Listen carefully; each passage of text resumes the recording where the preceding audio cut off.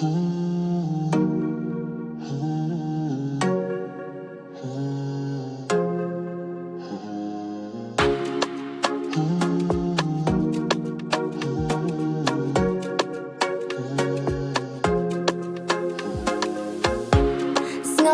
ay badon hamin sim jong pi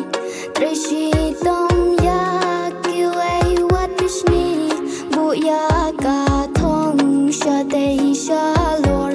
Trishi tom pin long i ba lor Ta ay ka bak tik yamin sim jong pi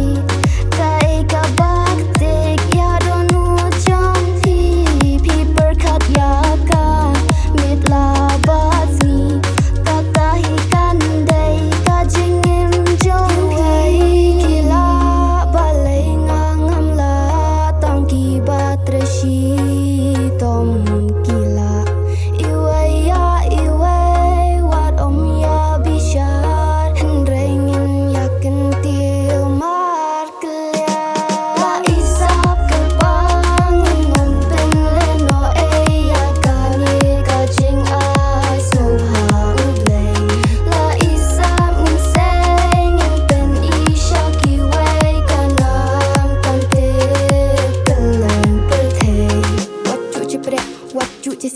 Yolong kum ukliam shutra lanti What I be getting post new to be Is a good thing getting pel cut to be Tang ba kema What up in thame Play u yarap Tung ke biar biala di Getting new to be Getting trang to be Play bow play Bring tea pee Getting men no snail Nam dan posyo Namar nga Ega la kasap kapong Getting di buat Baharu kom Nam kwa jing em kan shu pulom Henry Kon dap sinjang hime Yang pekat jana ya kalaway Kampel wahadu dan senam Teman em kelteng bangsa ganau Iway kila balay ngangam la Tangki batrashi